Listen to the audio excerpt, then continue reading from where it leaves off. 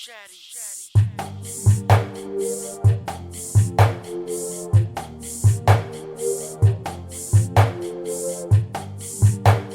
right, welcome back to the Wantrepreneur to Entrepreneur podcast, along with Shift the Culture. We have our wonderful host, once again, Travis, the great Travis Miller, founder of Shift the Culture. Do I say founder or co-founder? Was it just you or was it a group of you that founded Shift the Culture? Technically is kind of co-founder thing. Co-founder. Everybody's like, oh, you kind of this. So it's like, it's just founder if you want to. Whatever it is, founder, All right, co-founder. whatever's fine. Okay, cool. Fine. All right, and the marvelous Gail Hanna, founder, co-founder of The Catalyst Group. Wonderful business. And what do you do at the Catalyst Group? Once again, remind us. We used to Quick marketing. plug. We used to do marketing. I like that. And I want to see that on your business card once you got them printed up. Yes. That makes sense. Yes, like we say, embrace our Changes. Bahamian dialect. Put it on there. Will do. We used to do marketing. Yeah, you see? And ice baked cookies. Oh. See? But All they right. thought. Huh? But they thought. You just kidding me. All right, and today we have an awesome topic today. And this is a topic that I think a lot of people would be very interested in because it deals with deciding when to take that oh so great leap of faith into entrepreneurship. Now, this may be for you persons that may be unemployed, that may be employed. You have a job and you're trying to wait for that right time. You know, you want to have the right amount of money, the right location, the right idea. You're waiting for everything to fall in line. So it's basically trying to decide when is the perfect time to take that leap into entrepreneurship. Now, I'll start with myself first. Okay. I was lucky. My decision was easy because it wasn't my decision. Right. Meaning, I didn't take the leap of faith off the cliff. I had someone come behind me and kick me in my hip off the cliff. Cool.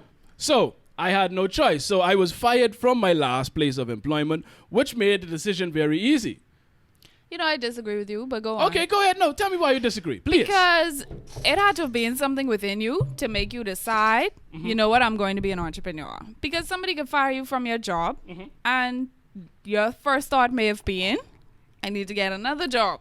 I got you, and then you are absolutely So correct. I don't think somebody kicked you off the cliff as much as Well, when I say that, you had nothing to lose at that point. well, where when I say that, what I mean is, I always knew that I hated having a boss. Okay. All my time working, I knew that I hated working for people. Okay. Right? And I always would say to myself, you know, I would rather be self-employed, blah, blah, blah. But, you know, you have a job, you have a steady income, you know, you kind of get comfortable in that. Yes. And so when I say that they made it easy and they did me a favor was that they fired me and I didn't have to be like, okay, well, I'm going to set this date or I'm going to make this amount of money and then leave. Right. I didn't plan. I didn't put together an exit strategy and then procrastinate and all of that stuff. They just made it easy and say, listen, you got to go. Right. Okay, so that's what I mean. Would you be able to paint a picture regarding your circumstances? Because a lot Yeah, of people think, you know, okay, you were fired from your job. Did you have any children at the time, for example? Were you living on your own? Like, did you have your own car? What were the more the financial? What was your circumstances snapshot of what you surrounding- currently were in at that point in time? At that time in your life. Okay, at that time in my life, my girl at the time was 5 months pregnant. Okay. So a baby was on the way. All right. And this was a time where anybody that has children knows that the closer you get to your pregnancy, the more expensive it gets because the doctor visits become more frequent. Well, I mean, if you're going private, that is. We're taking your word for it. Yeah. Well, trust me. You No experience, but all right. Yeah. But it really gets more expensive because the doctor visits increase. Okay. The closer it is to the actual birth. Due date. So at the time, a child was on the way, and luckily, I didn't have any. Like most people, incur a lot of debt in this society. I don't think I had any debt at the time. So I didn't have any car loans. I had a vehicle. Okay. It was a little bubbler. I had one little 95 Accord. It was a little bubbler, but it used to get me around. God bless Honda. So, yeah, man. So I had a nice, reliable little bubbler to get me around. And what else? I didn't have any bills. So I didn't have any credit cards. I didn't have any mortgages. Almost had a mortgage. My mother tried to sell me a house, but I was like, I ain't on that run. Wow. So I avoided that. So, but I think what you're getting at is, and which a lot of people face is, a lot of people have different circumstances. Right. So the decision is not as easy for everyone. Because if you're young, if you're a young person, 20, 21, no kids, no bills, no responsibility, it's a lot easier for you to, if you have a job, to leave your job, say, as opposed to the person that's 40 with 3, 4 children and a mortgage. Yes. You understand? Because they don't have the benefit of having that break to where they can't have an income because they have children relying on them and they also have a mortgage to pay so the house won't get taken. Right. So I understand. So my circumstance wasn't as bad as a lot of other people are in. Okay. You understand? So that was my situation. No debt, no bills, but I did have a child on the way. You understand? And that's when you So you decided. still had a little bit of fire under your ass. It just, you know. I mean, I did, but I didn't look at it that way. That was, Right. and I tell people all the time, outside of the birth of my daughter, that was probably the happiest day of my life. Aw. I was incredibly happy. Like that was one of the happiest I've ever been in my entire life because I felt so liberated. You know what I mean? And that can tell you how much I hated working for people because I didn't have per se a bad job. It was a good position in a good what was a good company, but started to go in a different direction. But it was a good situation. But I just don't like working for people. You understand? So that was a happy moment for me in my life. And perspective is important because some people, if they get fired, that's like the end of their world. Yeah. You know what I mean? Yeah. I looked at it as a good thing. So that was a launching pad for me. What about you, Travis? I don't know if you ever had a regular job before, but Yes, what I did. You did? Okay, Yeah, a so few regular jobs. tell us I about had a your good- circumstances and what Have made you you take ever the leap been of faith. employed? Yes, I have been employed. But I guess to kind of jump on the whole leap thing, is a bunch of different leaps that led to different things. So I guess to say where it all started. Well, one of the core things. So I graduated college, came back home, right?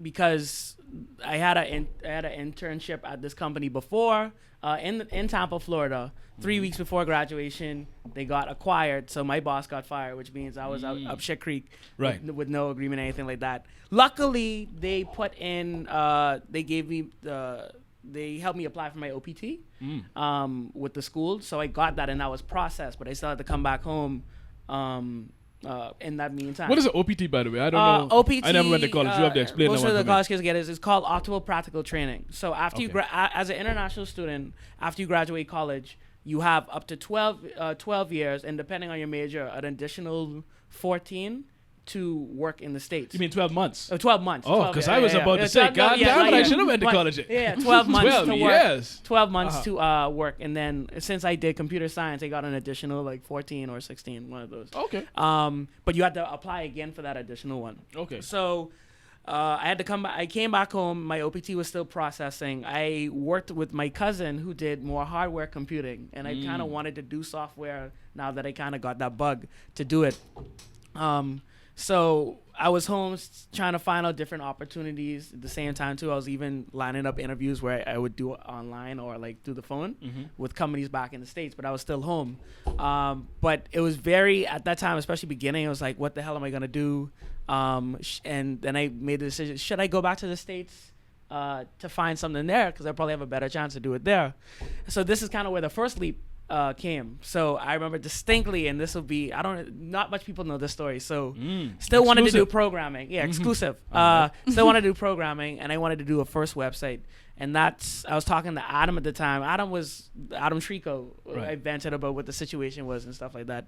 And then Adam actually gave me my first web programming job, paid web programming job. Oh, really? Okay. $380. Cool. Right? Oh, man, And you was balling, man. So What time- $380. And give us an idea. What time frame was this? This was about what year? 2000 and This would have been 2011, summer 2011. Okay. Right? And the reason it's $380 because that was the cost of my plane ticket to go back if I wanted to find a job in Tampa. Okay. So Adam was like, you know what, I'm going to give you this opportunity. You could take it if you want to, and stuff like that. But, just kick ass if you're going to do it. So I was like, I debated on it like a day or two. And I did that. That happened to be my first web design job. And I took that and I took a leap of faith and went back on the plane to find stuff over there. So that it was one. And then fast forward to another one. I got a job eventually after having hundreds of interviews, it felt like. And I got with a company, worked there for 8 months. And then I got comfortable. I felt like 8 months, Travis. Jesus, no, so it was okay. So 8 months, and I got Very comfortable. Comfortable in the sense that I learned. That sound like me. I learned That ain't everything. long.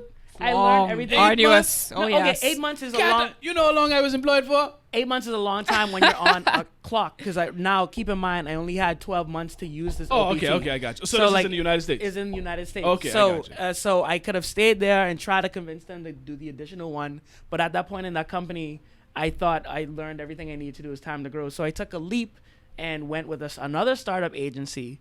But then this is where leaps kind of backfire because I was only there for 2 months and I got fired because I didn't have enough experience. Now hold on now, Travis. You saying leap, right? Yeah. That's a huge leap. Well, okay, Huge leap. I hear you. No but- judgment, Greg. Yeah. No judgment. Okay. But, Judgment-free zone. When I refer to the leap, I'm talking about frig these jobs.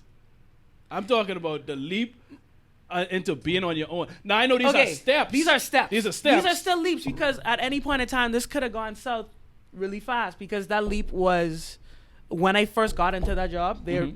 I started my new round of getting my second OPT. But if they made that decision to not sign off on the second OPT and they fired me before that even happened, I would have been back home on my ass. So it's like leap to me, in my perspective, is like making calculated steps to what you're going to do next. That's it. Because we all make those leaps at every point in time. I mean, as an entrepreneur, you're going to be making leaps trying to do this thing. Because nothing is guaranteed, nothing is secure, and leaps translate into risk. That's my perspective. I got you. Yeah. Okay. Gail, the serial, what she referred to herself last time, the serial employee entrepreneur. It was something you referred to yourself as, meaning that you, and before the show, before we went on, I described it as you like to make sure you will put your hook in the ground and you just jumping off a little bit, but you still holding on and you climbing back up to go back to another job. Yeah. But you've just been back and forth in between jobs and not taking a complete leap or gamble on yourself. Yes. So explain to us your situation. I think the first time I really decided to take a leap was 2014. That's when I really did not look for another job. I was at this job. They wanted a marketing person, so they said, but it ended up being that they wanted sales. Somebody in sales. And not a lot of people really understand the difference, but I'm not a good salesperson. I got you. Like if you salespeople, I feel if you tell a salesperson no, they will try to work their way to get you to say yes. To me, if you tell me no, okay, like I accepted that, fine, that's cool, yeah, that's straight. But it was at that point that I had already had a conversation with Graham. He was doing his photography stuff on the side, but he wasn't really, pushing it like that. So I said, okay, I do this marketing thing, you do this photography, videography thing. Why don't we just team up, create a proper company with proper branding and stuff like that and get this thing started? And to be honest, self-confidence plays a big role in you actually taking the leap. Yes. Yep. And at the time, I didn't have it. Right. I think because I flip-flop between employee and entrepreneurship, I'm not at that self-confident point where I am confident in my ability and the potential that it has to make money properly for me to do the entrepreneur thing full time. You say and make that's money just full, properly. What do you full mean disclosure. by make money properly? For me to decide not to go back to being an employee. You mean consistently? Consistent. I don't think it's consistent. I think it's just Or making formula, money. Or formula way to make, For example, with your cookie business, I don't think you're going back to be an employee after this. Hell no. That's just my personal opinion. Yeah. Right? Now, that's not to say cookies are selling. That's not to say you're going to sell 20 packages of cookies in a day. I don't know. I'm just throwing that number out there. Sometimes you may sell 18. Sometimes you may sell 10. Sometimes you may sell 20. Right? But at the end of the day, you selling cookies. That's what you do. right. For me, You haven't found it's that not thing. that. Yeah, it's not that groove where I'm confident that okay, if I do this thing, I'm gonna make money, and even though I may sell 5 cookies today, be comfortable with it, or sell 20 cookies tomorrow, be comfortable with the 5 cookie day. Like That's real. I don't think I've reached that point where I'm confident in the business's ability. Well, consistency, you did mention that. I think it does have something to do with that. Where I'll make money on a consistent basis and be able to, support myself and do the things that I want to do. And I feel like employment is always like a fallback. like a comfort thing for me. So I tend to look for employment whenever the entrepreneur thing may not be working out. Like I'm selling is on a 5 cookie day is when I really be like, wait, I need to get a job. I got you. And it's like you said, you know what it is? The big thing is confidence. Yeah. Confidence. So, and I think it's safe to say that you still haven't reached that confidence level to where you can completely. Yes. And I'm aware of it. Well, that's good. And a lot of people aren't. But the good thing is you're aware of it because now you can do something about it. Yeah. And let me touch on that 5 cookie day thing. Throughout this process, you know what I've learned? Because you hear people say it all the time. Oh, it's a slow day. It's a slow day. Even businesses, they say, it's a slow day. That's a bunch of crap. There's no such thing as a slow day. Unless something to do. Unless you have a strictly seasonal business, like you sell Christmas trees. Yeah. Or something like that. There's no such thing as a slow day. What that is and it comes to taking responsibility and accountability for yourself and your actions, right? What it all boils down to is, am I doing what I need to do to eradicate slow days? Right. You understand? Because they can come, you just need to, and all they that say means that is on that day, you just aren't doing enough on that day. You've probably become comfortable, like you had a couple good days, so you lay back a little bit. And then it's a slower day, and you'll be like, oh, well, if you accept that as a slow day, then you will have slow days. And truthfully, just like that, like you say, like 5 might be your slow day, but you need to build it to the point, and you have to keep going at it so much where then 20 becomes your slow day. Right. And then you got to keep it moving, and like 100 is a slow day. Like when you have a slow day or is nothing you feel like you're doing, it's supposed to be, you should be developing a business in another sense. Yeah. You know? You have to they say, entrepreneurs say do the work.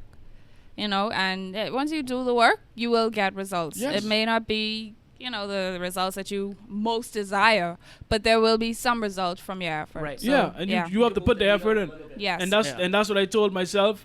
The minute I decided, because I used to fall for that too, but I think that's a cultural thing. We just, it's slow days. We've accepted it. Yeah. But ever since I told myself that there's no such thing as a slow day, I've never had a slow day. Word.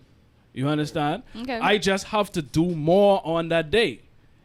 So let's say initially, if I don't have the sales that I normally have at a certain point in that day, then I need to do something. Well, I need to put something on Instagram to tease people, make them dribble a little bit. So It's they go and buy not like something. the end of the world. It's just like you got You just got to do something. Yeah. You just have to Yeah. constantly work to make sure that you don't have slow days. And you have to figure it out. And a lot of people don't want to do that. A lot of people want to sit down and relax. Well, it's a slow day. Tomorrow is another day. Hopefully it'll be better. No, if you continue to sit down, it won't be better.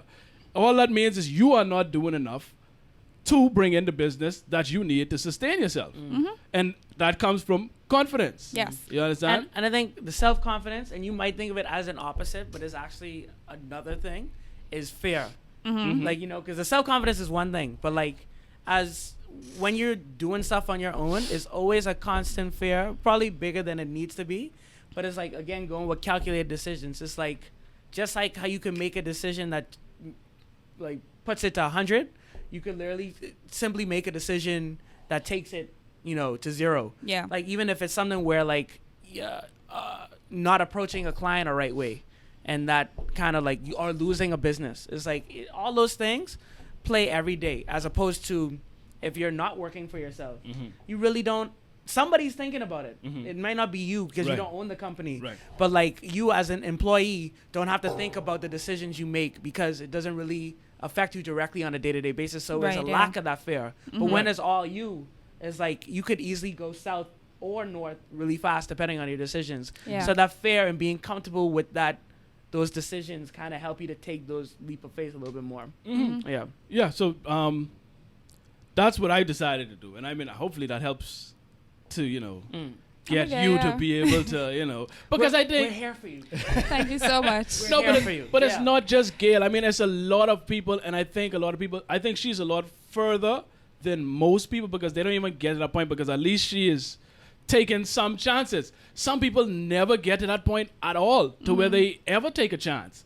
They sit on their job and they think about it, and what happens is what you mentioned earlier is getting comfortable. Yeah. Because I got comfortable at one point myself on the job, which is why I said they did me a favor by firing me, because I see how you can get comfortable with that sure whatever it is they paying you coming in, and you've already adjusted your lifestyle to whatever it is they're paying you. So you're making it with that. And like you say, thinking about that fear of losing that, it can put you in a crippling position. But fear is not necessarily a bad thing. You can use fear. Yeah, it's all about catapult yourself. It's how you react to that fear. Right, because you can't stop it. There's no way you can stop it, especially if you're doing the right thing. As you keep going up again, like moving the forward, the risk get higher.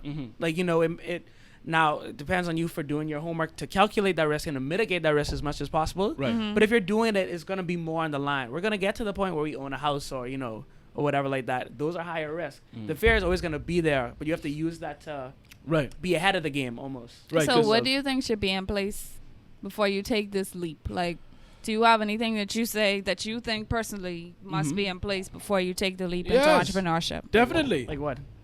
Like we said already, self-confidence. You have to be confident. Don't take that leap if you ain't confident.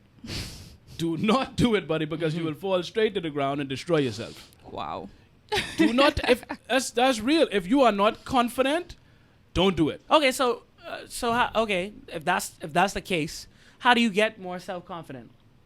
You just have to believe in yourself and what you want to do.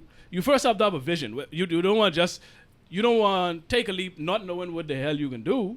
You have to have at least some kind of plan or idea or direction, because that's what's going to drive you. Your vision is going to keep you on that path. If you don't have a vision, then where you going? So you need a vision, self-confidence. So that when stuff gets rough, because you're going to have some rough times. It's not going to be peachy and just linear to your goal. It's going to be some rough times, but the vision that you have is what's going to keep you on course. So you have to have a vision of exactly what you want to accomplish. Like, and that changes too. Like, it advances, your vision grows, it changes. It doesn't have to be the same throughout, because, you know, you adjust as things happen, because things are going to happen that you're not expecting. Right. All the time. So you're going to have to make adjustments on the way. Because initially when I started, and what was the initial question was, how do you get that confidence? Yeah, how do you get the The confidence? thing is, how you get the confidence, stop being a speed bump watcher, which we talked about on the first That's episode. episode 1. Go back and play that. Yeah, Shameless plug. Yeah. Stop Plug being in a previous speed bump episode. watcher. Yeah. If you focus on the obstacles, you're going to destroy your confidence. Yeah. Yeah. So what you do is you focus on the positives and the possibilities. And that's what you focus on to build your confidence. And even going on the next episode after that is the support, because I think that is confidence too, like to have people there, because you're going to get afraid, and it's good to have somebody to nudge you on as well. So it's that self-confidence and that support. I'm starting to see a theme with these episodes. Yeah, but everything all is these going to be things are like, connected. Everything is going to be connected. Yeah. But that's how you build your confidence. You focus on the positives. So it's like, you wanted to ask something? No, go on. Okay. It was like when I first started, I'll be honest, a negative thought was impossible to make it in my mind. I didn't have time to focus on negatives, because like I say, my girl pregnant, I need income. Yeah. Bills got to pay. PEC ain't gonna stop charging me. No. PTC ain't gonna stop charging me. No. All these bills ain't stopping. So I need income. So I can't afford to focus on what difficulties or obstacles can be in my way. I have to focus on how I can make it work. So I had to put together a structure. And this is the funny thing about taking the leap. You put pressure on yourself, and this is where you find out who you really are. Because before I lost my job, people were telling me that I needed to sell them. But I was like, man, no, man. I You needed to what? Sell the cookies. Oh, so you were already making cookies at this point? Yes. Okay. Yes. I was All right. making But it like, you didn't before know if that was your thing yet. No, You I didn't, was you doing it- didn't mention that. I was doing it for fun. Okay. Like, I was just doing it to eat because I So like that's sweets. like your little side thing. Right. Yeah. That's Right. what you enjoyed. Right, I just like to bake cookies because I like to eat them. Okay. So I learned how to bake them, and I was just eating them. People were like, oh, you need to sell them now. Like, oh, I got to figure out the pricing and blah. I ain't got time for all of that. When I get fired, nigga, you better make time for all of that because you got to make this work. But a good thing about what you're saying too, in terms of how you could probably hack the situation, is that little passions and those side hobbies that people. Yeah. It's kind of like Side how do hustles. those side hustles. Yeah. Could be like the way for them to take the leap. And so, and most people too, they have a lot of good things that they're good at. Yeah. And they probably might not see it in that way where they could actually do it as a full-time Right. thing. Turn to a money you know? maker, yeah. Because they're focused so much on the consistency and the safety of a salary, like salary and stuff like that. And they do this thing that's really good, but they don't even know like, oh shit, like you could Make turn money that from into that. something Right. as well. Mm-hmm. So a core thing about that is recognizing what you're good at. Yeah. Anything you're good at. Like what, like they always say the cliche thing that they say is that what would you do for free? Right. And then turn that into something that you would do. Exactly. Start there. Know that you're already more than likely confident in doing that already, and use that to be the thing that you would probably take a leap And with. you could test it, like test your side hustle. If you have a passion for something or you're good at doing something now that could be a potential money maker, and you have a job, start there. Start with your coworkers, start with the people that are around you, and see if this thing has potential to be something else. Like Greg could have baked his cookies and brought them to coworkers, and they could have let him know, this may need more sugar, or Right, this right. may need Test test it, it yeah, and yeah. adjustments and stuff like that. Yeah. Before he even branched out Right. by himself, he would have already had a core product to build on. So I would encourage people, before taking the leap, find out, like you say, what you're good at, and use the opportunity to test it, so you could kind of perfect it before you decide to do it full time or take the leap. Word. And Yeah. that's good advice, because you're right. And I did end up, testing it. It wasn't intentional, but they were quite fine with testing them. Yes, of As course. you can imagine, they would be no Yeah. opposition. So You like, understand? yeah, man. Bring 'Cause them I used to- cookie. Bring them cookies. I used to take them to work and stuff, so they did. I Yeah. did end up testing them out on them, and like you I got said, free they feedback. You yeah, got free customer feedback. yeah, exactly, and they were Yeah. the ones who told me, you need to sell them. Yeah. So, but another thing, goals. Goals are very important. People don't set goals, and I was guilty of that as well. Okay. And I've seen the difference between not setting goals and setting goals. Because initially, to be honest, when I started, my only concern was, okay, I need to pay these bills. I need to make enough money to make sure I can pay the bills, be able to eat, and, probably save a little something on the side. So, I set a little bar to make a certain amount to get by Yeah. when I first started. But what I noticed, your goals often determine your effort. So what you shoot for determines how hard you're going to work. Word. And the problem with a lot of people, and like I said, I was guilty of it too, and probably still am to a certain degree, is I think I heard the saying, the problem isn't that we set the bar too high and fail, is that we set it too low and succeed. Yeah. Okay. So- Like you said, you get very comfortable really, really, so really quick. I was setting the bar low and succeeding, and what happens is you get quite complacent because you're like, all right, I meet my goal. But what I've noticed is, anytime I set a higher goal, I meet it. And I often ask myself, I said, well, Like, why the hell didn't I do this long time? Yeah. You know what I mean? But I mean, Again, too, what that goes into is outside of the self-confidence is the potential. Like when you set that bar high, like learning your own potential. Like when you got that light bulb and be like, oh yeah, I could do this. And an important thing too about that, why community is so important, or having foundations to do that, is to have places that allow you to fail and or set potentials and let you be like, oh, that's good, like you could do that.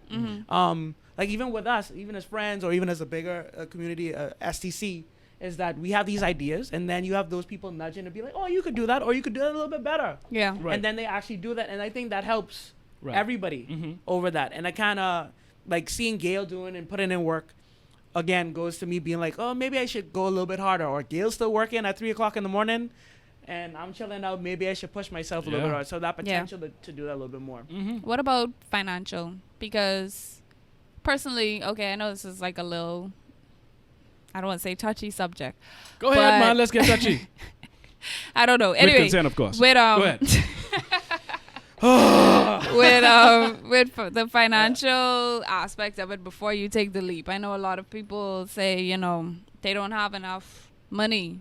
Like you said, you had these obligations. I'm sure between us, at least we have to pay for ourselves to eat. Right. Yeah. And maybe put gas in a vehicle at Yeah. the very least. I don't know, what other obligations we may have, bills or whatever. In terms of finances. And in me taking the leap, I was all gung ho, like, yeah, woo, let's do this. We doing this entrepreneurship thing. And then, like, the month after, I was like, what a sick I broke. Yeah. Like, Yeah.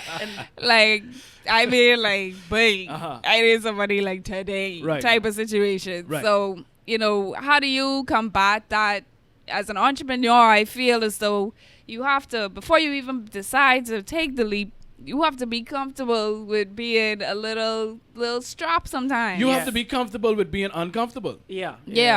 Like those days are going to come where, not slow days, but do better days where, you may need some assistance or you may have some difficulty in the financial area. How do you... Well, you know what you're doing. That's affair as well for some people I who get do it. not become entrepreneurs. Yeah, and that is What about very- the financial part of it? Yeah. What? Well, you say do better days. You know what you do on do better days? Pray and cry. Oh. No. You know the answer to this. What's the answer, Gail? What do you do on do better days? I don't know, so tell me. You do better? Exactly. you already give the answer. Like I said, and it's like you don't necessarily Help me, Lord. you don't necessarily combat it, because I think that is like this is the chapter 1, 2, or 3 that is on this journey. You decide to be an entrepreneur. It isn't going to be set in stone and perfect yet. And where it comes is the lesson, like in terms of financials for sure, is like you don't realize how much money you have, or like how aggressive your spending habits may be until you don't have anybody else to think like that. And I say the quote before that is like the 3 most harmful addictions are heroin, carbohydrates, and a monthly salary. Okay. Because Hold on. That's Hold nice. on. Wait a Yeah. second. That's and nice. that quote is by Travis, did you just admit that you used to do heroin? No. This is a quote by Nassim Nicholas okay. Taleb. Sorry. It's a quote. Okay. The 3 most harmful addictions are heroin, carbohydrates, and a monthly salary. But what that is that they kind of blind you, because it's like, you have that good feeling. You feel like when you get that check, wherever, bi-weekly or monthly, it's be like, good. Because the main thing you feel good about that is that it's coming again the next month. But when you're an entrepreneur, it's like, there is uncertainty. There'll literally be days where you realize like unless you work hard and put that hustle in, you go months or 2 months without getting the next check. Yeah. I mean, because depending on the type of work, Yeah. it's easier for like creative types who would actually make with their hands or anything. Tangible goods. But that's where the first lesson comes in as an entrepreneur, especially as building a business, is you learn the lesson of cash flow I think, and how to be more responsible with money. I You don't think- learn that outside of getting a monthly salary or anything like that. I think if you're preparing to take the leap, like, test yourself in that way. Because what I did, especially I used to love Starbucks. I think we were talking about Starbucks earlier. Starbucks every morning. That's $5 to $10. Oh, you learn quick. Guaranteed. You learn quick. I love sushi. That's my personal thing. Shit. Right? So that's another. Hey, don't worry about that. That's another $15 and $20. Right. Or you're buying lunch every day. Or you're buying breakfast, lunch, and dinner, and you're not cooking. These things kind of prepare you for this entrepreneurial journey where you cut out what you don't need very quickly. Yeah. Trim the fat quickly. I haven't bought Starbucks maybe I would say twice for this year. That's January to now. And that's a commitment that I've made to cutting out Because it adds up. unneeded expenses. Right. Or sushi is a treat now. Yeah. Right, It's not right. a every Friday or whatever sort of thing where if I have a little extra, Right. I might treat myself to this. Or these things that we do or we take for granted, or I don't even know. Once you have a salary, you spending on this and that and blah, blah, blah. As an entrepreneur, you have to be a little more intentional about where your cash is going, and You know what? because of the uncertainty. I disagree with that, Interesting. to a certain degree. And here's why. Because Travis said something I wanted to jump in from. He said it. Okay. He said, and I think maybe I may be guilty of saying it too. I don't remember stuff sometimes. But it's a fallacy thinking that, when you have a job, that you got this sure paycheck coming bi-weekly, monthly, whatever it is. But it's a welcome fallacy. No, but here's the thing. It is not sure. It's sure to us. It is not sure. It's sure to us. Those people can say, listen, we no longer need your services. as something called fired. I would know something about that. There's something called fire. Yeah, there's something about getting fired. I know How something long about were you on the that. job before you got fired? I was on that particular job for 7 years. So during I those could've- 7 years, were you thinking I could have been fired? No, and that's the During- blinding thing. And that's the point. That's the blind. And I think People that's the are same thing you're comfortable. trying to say I too. understand what But you're yeah, saying, that's but what I'm- people are very comfortable But this with is what I'm that saying. paycheck. I want them to stop being comfortable with So that. y'all stop being comfortable. Stop being comfortable. You could be fired any day. Right. Yes. And you would be in a probably far worse position than you were if you were working for yourself. Yes. You understand? So stop. I want people to stop thinking that it's a sure paycheck, because there are many people that got fired that can tell you there's nothing sure about a paycheck. Right. Yep. And there's also a ceiling on your paycheck. Yeah. You know, you take comfort in knowing what you're gonna make, right? That's a bad thing to me, because I know I ain't getting no more than this little 350, 400, whatever it is you getting paid. Yeah, and that's I know any more than that. And the I other sure side you of wasn't eating sushi every day when you had your job and drinking Starbucks Once every a day. week. All Every right. day, yes. So you- Starbucks, yes. But see, Not sushi. you still on a budget on this job.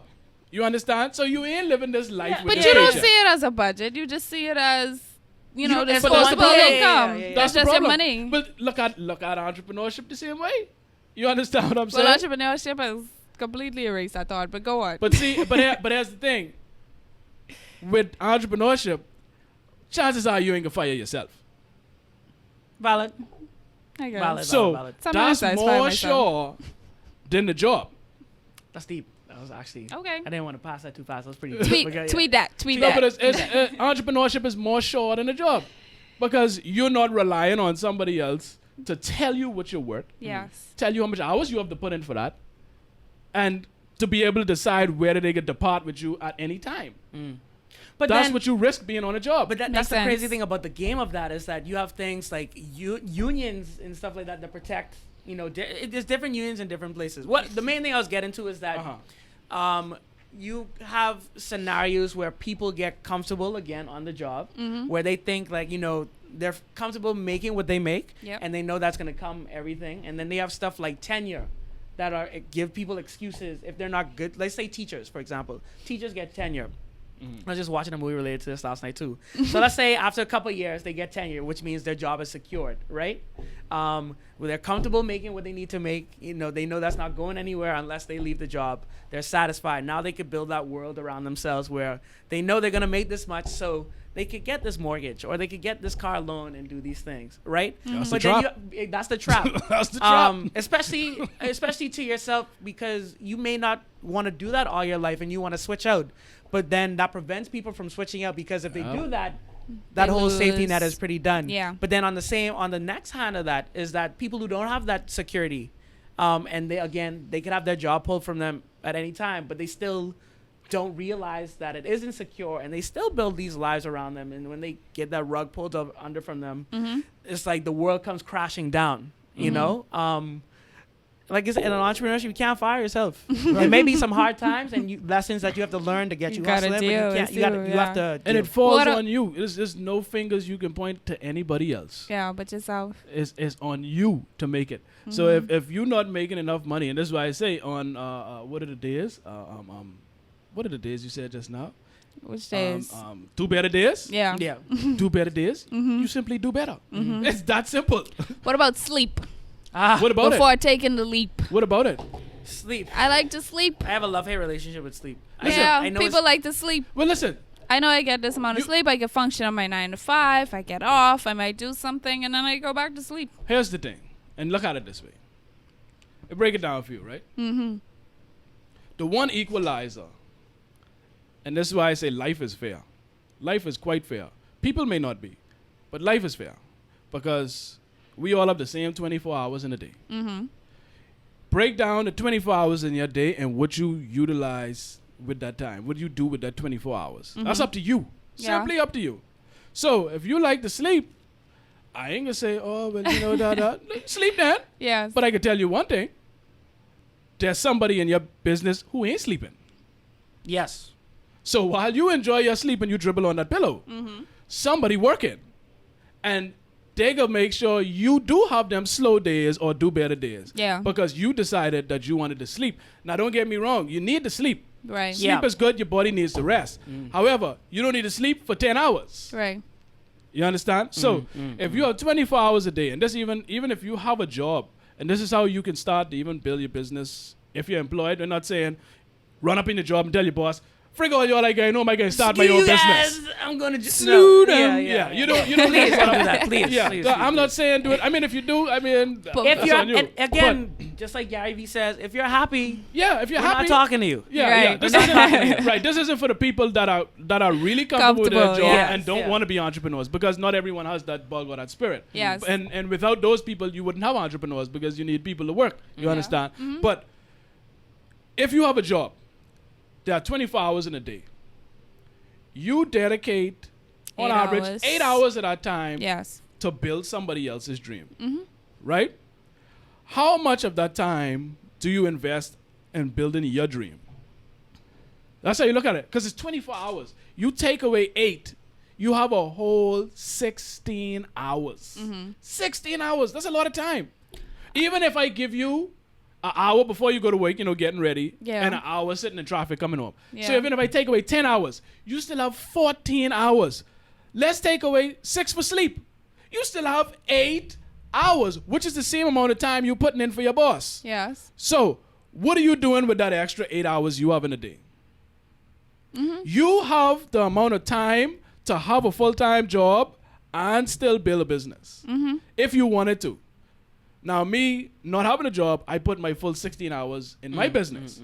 But if you want to build something before you leave, buddy, you have at least 8 free hours in a day to do that. Yeah. Now, if you decide to watch Game of Thrones, if you want to watch porn, if you want to troll people on Facebook or Twitter, if you want to spend 2 hours Snapchatting, that's up to you. And if you're happy doing it, that's fine. But don't complain when you don't see your business making enough money to sustain you. So it's time management. What about people who view entrepreneurship as like they romanticize it? Like they view working for yourself comes with... What you mean, just a good idea? Like they like to a think Ferrari about it? and a Tiger. like a fancy car. And, people Wayne have Thompson. romanticized this idea of being an entrepreneur and the maybe benefits that they may see successful entrepreneurs have now that they may have taken 10 plus years to create. And see them. We have successful entrepreneur examples like Gary Vee. What is that guy? Tony? I can't remember his name, but like successful entrepreneurs, that we see now that we may not have seen the journey for them to get there, but we idolize them. And then we think now, okay, if I become an entrepreneur, that'll be me. That's me tomorrow. That's, what about people You know what Wayne Thompson calls that? What? Mental masturbation. That's a psychiatrist, right? Yeah. Yes. Mental masturbation. That's all that is. You're just Yeah. getting off on your own thoughts of these joy and happy things, thoughts you're thinking about. Mental masturbation. You're Yes. getting off in your mind. Yeah. You understand? Because you're only looking at the end. You're not looking at the journey that it took to get there. So part of taking the leap is realizing that It's gonna, and it's like, gonna take that work. Yeah. And that's the thing. Like people right now, and all of us in this room, and people that we know, we're still trying to figure it out by any means necessary. Again, not romanticizing it. Yeah. We're not trying to sell a dream that we are there. We still trying to figure this shit out. jeez. Right. Still trying to. And like I said, right now at this point, we'll get there. And I'm probably confident that we're going to get there. Right. But right now, it's not glamorous. It's work. It's lack of sleep. It's just relationships being torn every day, whether it's your family or your friends. Yeah. But at the end of the day, what drives you is that you feel at some point that this is something that you want to do, you're passionate about, and it gets you to that next day. Because it's always that thing too. I had a conversation with someone again too, is that you go to sleep, you had a rough day, you've been putting all those hours, you go to sleep, and then hours go by, you wake up. That first 10 seconds that you wake up, when nothing like you were supposed to do anything hit you in your mind, it's like, what the hell am I doing? And then you just snap back into going back to work. Yeah. Like it's like, oh, I could be doing something different. Like this, it isn't easy. It isn't easy. No, and it's and what made me want to talk about this is because I saw a video with Steve Harvey talking about taking the leap off of that cliff. Right. And what you were describing just now is what he was saying was, on the way down, you can get bruised up. You can fall, you can hit them rocks. But if you are able to withstand that and you start to build up, you will be able to soar way higher than you would have been by just standing on that cliff. Because the person standing on the cliff, it's safe, it's comfortable. but they watching people just soar by them and just enjoy life soaring to these new heights, and they just there on that cliff just that's the best of them right there. Right. So you can take the bumps and bruises, and what I'll do, I'll probably put the clip at the end of this podcast so people can hear it. It's a short clip. Okay. But it really, Describes, puts together everything that we've been talking about. Just basically going through the bumps and the bruises so that you can soar in the end. Yeah. So So a big part of taking that leap is realizing that. yeah, and that's what and the good thing you said that, because I lost that train of thought earlier, but it's about, in order to do it, most people tend to be myopic in their thinking, right? They think on a micro level. So it's right immediately in front of them. They don't look at the bigger picture. In order to take these leaps, you have to keep the macro view in focus. Yes. Because that's what's going to keep you. If you look on a micro level, you're going to give up. You're going to go back to a job. And that's going to be the end of it. But you have to maintain that macro focus, keeping the big picture in view and the long term, and instead of short term.